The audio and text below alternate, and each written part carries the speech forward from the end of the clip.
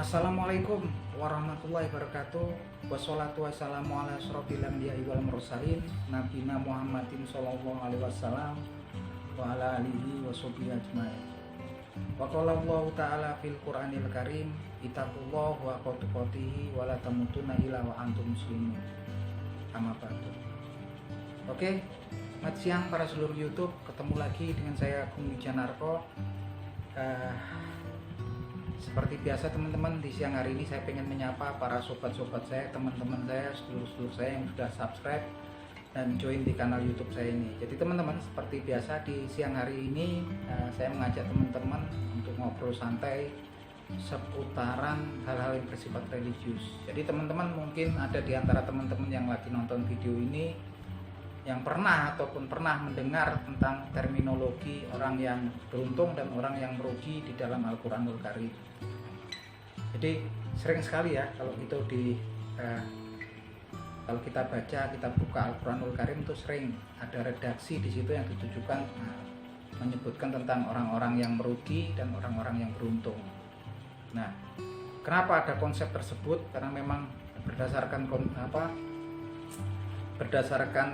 mengacu pada Al-Quranul Karim, firman Allah Subhanahu wa Ta'ala di Al-Quranul Karim bahwasanya manusia ini semasa hidupnya di dunia gitu kan, setelah pasca kematian akan berada di alam barzah, dan kemudian setelah alam barzah di yaumil akhir atau hari kiamat nanti, berdasarkan metodologi Islami, manusia akan dibangkitkan, dan pada hari itu manusia akan menemui hari yang namanya yaumil hisab atau hari perhitungan ya gitu kan, dimana nanti ada mizan ataupun timbangannya Allah Subhanahu wa Ta'ala yang akan menimbang ya amal perbuatan manusia itu lebih banyak yang jahat ataupun lebih banyak yang baiknya. Ketika seseorang kemudian perbuatan jahatnya, timbangan amal jahatnya lebih berat daripada amal kebaikannya, tentunya dia disebut orang yang merugi gitu kan, rugi di situ kan gitu kan.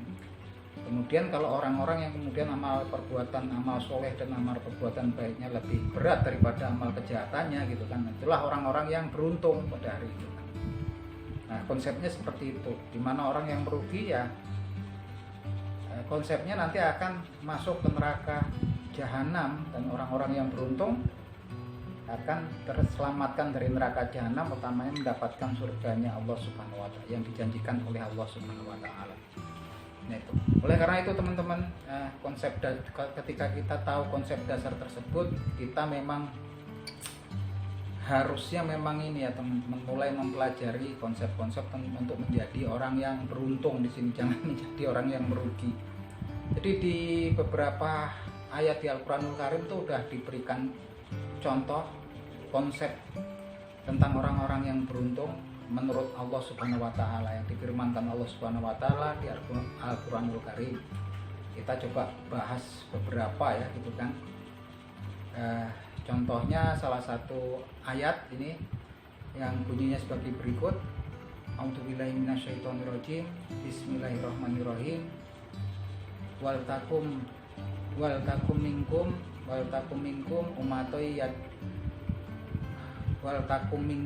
umatoi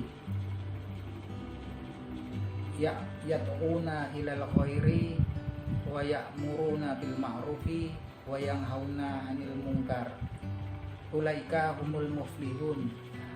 Salah satu ayat ini di dalam Al-Quranul Karim mengungkapkan ya ciri-ciri orang-orang yang beriman, yang artinya ayat tadi sebagai berikut: wal takum minkum, jadi hendaklah diantara kalian, umatoi yad'una ilal khairi, ada segolongan umat yang kemudian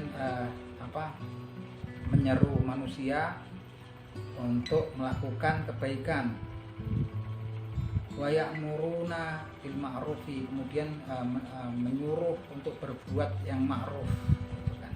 Ini tentunya nanti kita jelasin di konten-konten yang lain. Kok ini ada ilal khairi, ada ma'ruf, sama-sama baik tuh artinya ya teman-teman. Wa yang hauna 'anil munkar, dan kemudian mereka juga mencegah atau ataupun mencegah untuk melakukan perbuatan yang mungkar atau kejahatan. Ulaika humul muflihun, orang-orang yang seperti itulah orang-orang yang beruntung. Jadi berdasarkan ayat ini, orang-orang yang beruntung adalah sekelompok orang-orang yang memang kemudian menyeru manusia yang lain untuk melakukan kebaikan, dan kemudian memerintahkan untuk berbuat yang ma'ruf, dan kemudian juga mencegah gitu kan manusia yang lain untuk berbuat mungkar. Nah, orang-orang yang seperti itu dikatakan redaksinya di Al-Qur'anul Karim adalah ulaika humul muflihun, orang-orang yang beruntung. Makanya insya Allah ya teman-teman, saya pun selalu berusaha semampu saya, karena memang kita harus saling berwasiat ya di dalam sesama muslim ini, harus saling berwasiat tentang kebaikan dan mencegah suatu keburukan. Dan saya pun selalu berusaha ya, walaupun semampunya ya, dan utamanya di media sosial, karena di media sosial ini kita bisa terhubung dengan saudara-saudara kita seiman dimanapun berada gitu kan. Nah itu teman-teman, jadi kalau kita memang pengen menjadi orang yang beruntung, kita harus menyeru orang untuk berbuat kebajikan, dan memerintahkan untuk berbuat juga yang ma'ruf. Yang ma'ruf ini sama kebajikan, tapi memang kalau yang khair itu kan kebajikan tetapi secara umum ya. Contohnya gitu kan, kebajikan secara umum itu berbuat baik gitu kan, hormat kepada orang tua itu khair, baik gitu kan, menolong orang tapi secara umum tuh kan. Kalau ma'ruf ini lebih agak sempit biasanya dengan nilai-nilai lokal ya sama. Kalau nilai-nilai keagamaan tuh yang ma'ruf tuh melakukan sholat 5 waktu, bersedekah itu baik, tapi memang itu kan dalam lingkup orang-orang muslim gitu kan, lokal, lebih sempit lagi. Wa yang hauna anil mungkar, dan kemudian mencegah orang-orang yang berbuat mungkar kan. Nah ini teman-teman, jadi satu, menganjurkan orang, menyeru orang untuk berbuat kebajikan, kemudian juga memerintahkan orang untuk berbuat yang ma'ruf. Yang ketiga adalah kemudian mencegah kan, yang hauna anil mungkar, orang-orang untuk berbuat mungkar. Jadi ternyata kita nggak cuman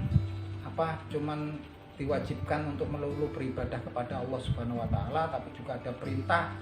Di sini tersirat ada perintah untuk kita berdakwah ya, berdakwah kepada orang-orang di sekeliling kita, dalam skup yang kecil pun nggak masalah ya teman-teman. Kita mungkin pada anak istri ataupun keluarga, family gitu kan, orang-orang sekitar kita, tetangga gitu kan. Ini memang kita punya, kalau kita lihat tengok ayat ini, ayat tersebut mengacu bahwasanya setiap kita itu punya kewajiban untuk berdakwah,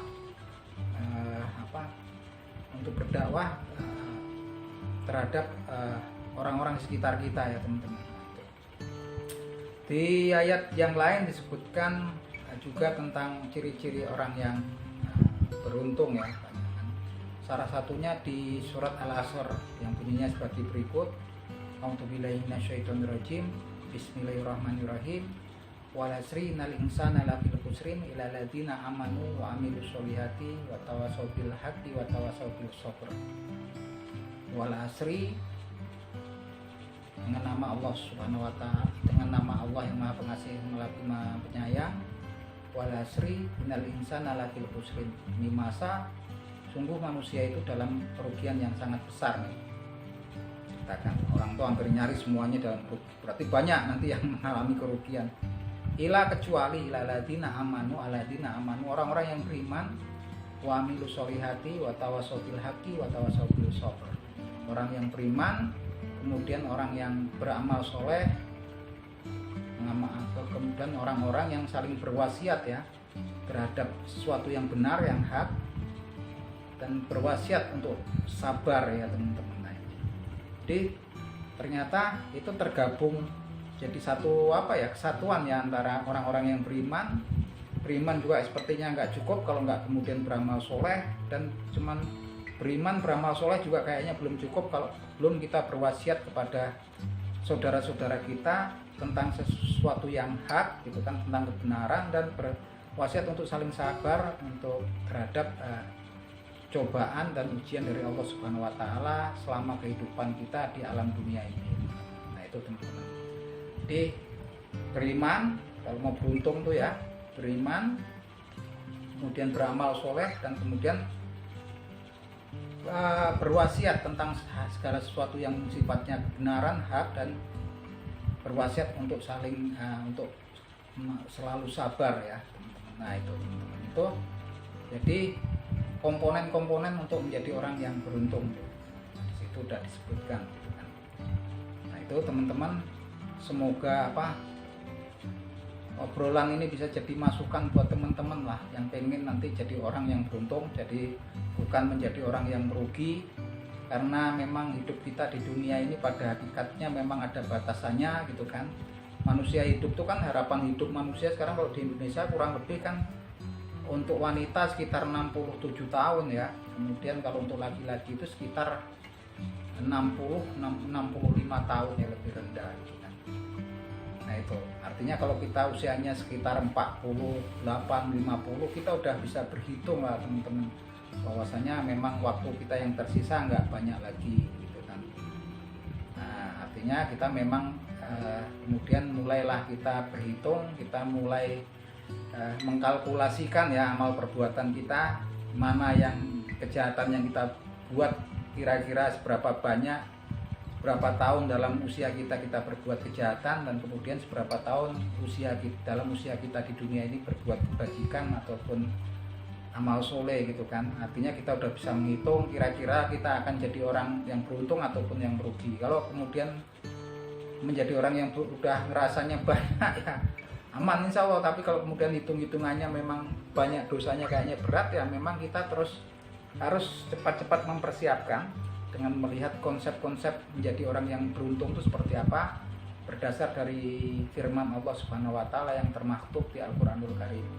Oke teman-teman, saya ini semoga obrolan singkat ini bermanfaat buat teman-teman, dan saya akan selalu mendoakan teman-teman yang nonton video saya ini mendapatkan pahala dari sisi Allah Subhanahu wa taala, begitupun juga saya, karena segala sesuatu yang ada di dunia ini, anak, istri, keturunan, ataupun harta kekayaan dan pangkat dan jabatan itu sifatnya fana dan akan sirna pada waktunya nanti, dan segala sesuatu yang berupa amal pahala, amal kebajikan dan amal soleh itu kekal adanya di sisi Allah Subhanahu wa taala. Akhir kata, wabillahi taufik wal hidayah, wassalamualaikum warahmatullahi wabarakatuh.